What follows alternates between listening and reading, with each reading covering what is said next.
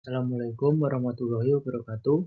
Perkenalkan, nama saya Rizky Fadila Saputra dengan NIM 2425200063. Di sini saya akan membahas tentang UTS Sistem Paradigma.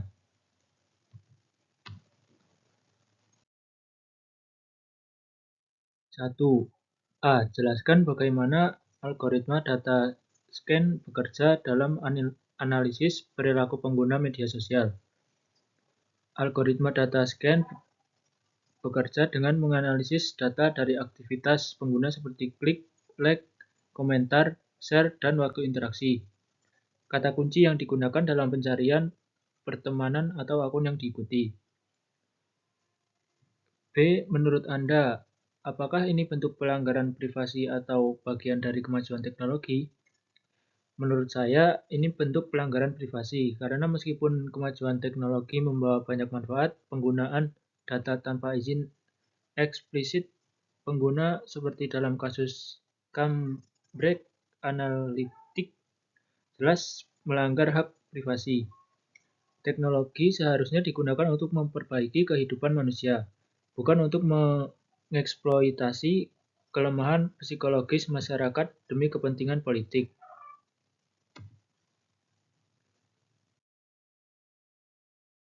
C. Apakah sistem rekomendasi berbasis algoritma seperti konten yang muncul di beranda TikTok, Instagram, atau YouTube lebih mendidik atau justru membatasi cara berpikir pengguna? Menurut saya, bisa iya, bisa tidak. Itu tergantung dari kita sendiri digunakan untuk apa.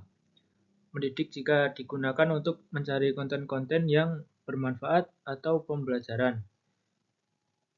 Membatasi algoritma dapat menciptakan filter bubble di mana pengguna hanya terpapar pada informasi yang sesuai dengan pandangan mereka.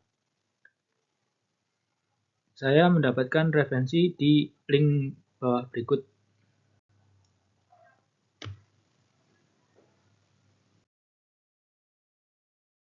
Kemudian nomor 2.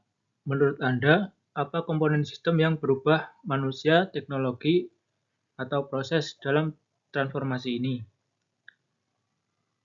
Teknologi. Penerapan teknologi seperti mobile banking, chatbot, dan digital teller menggantikan layanan tatap muka tradisional, memungkinkan transaksi dilakukan secara mandiri oleh nasabah.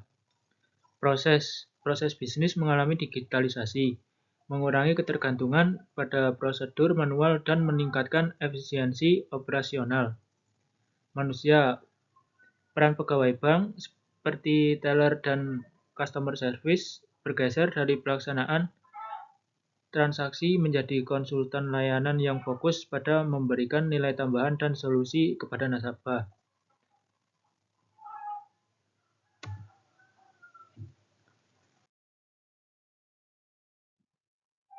B. Dampak positif dan negatif dari pergeseran paradigma terhadap tenaga kerja dan kualitas layanan.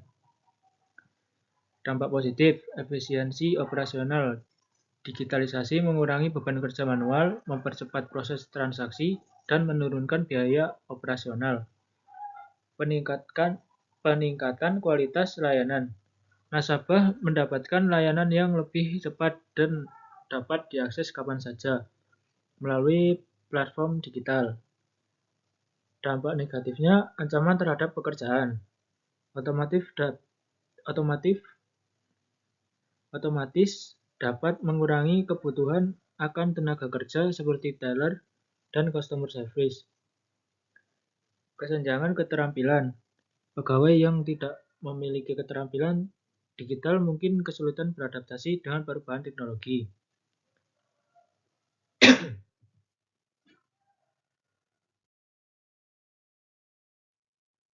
C. Pengembangan peran baru pegawai perbankan dalam ekosistem digital. Dengan meningkatnya kemandirian nasabah dalam bertransaksi, pegawai perbankan perlu mengembangkan peran mereka sebagai berikut. Konsultan keuangan memberikan saran dan solusi keuangan yang disesuaikan dengan kebutuhan nasabah. Spesialis layanan digital membantu nasabah dalam menggunakan layanan digital dan menyelesaikan masalah yang kompleks.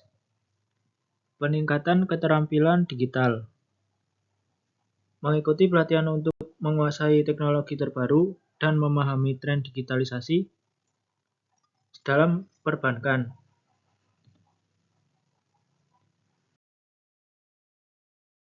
2. Apakah lupa mengunci loker itu mirip seperti pengguna yang tidak hati-hati saat memakai komputer? Ya, lupa mengunci loker mirip dengan pengguna yang ceroboh saat memakai komputer. Keduanya merupakan kelalaian pribadi yang menyebabkan sistem menjadi terancam. Tidak memakai antivirus, password lemah, atau klik link sembarangan, atau tidak sengaja klik judul, itu akibat kelalaian sendiri karena kurang hati-hati. B. Apakah kesalahan tidak memakai antivirus, pakai password lemah, atau klik link sembarang bisa menimbulkan resiko yang sama besarnya seperti kesalahan teknis pada sistem? Ya, kesalahan pengguna seperti tidak memakai antivirus, password lemah, atau klik link sembarangan bisa menimbulkan resiko yang sama besarnya. Bahkan bisa lebih besar dibanding kesalahan teknis dalam sistem.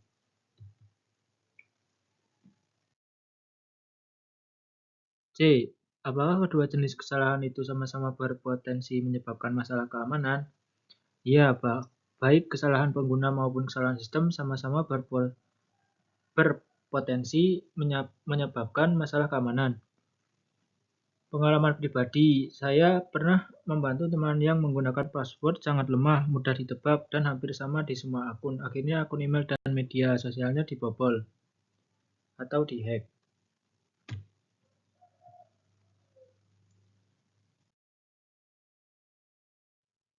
Empat.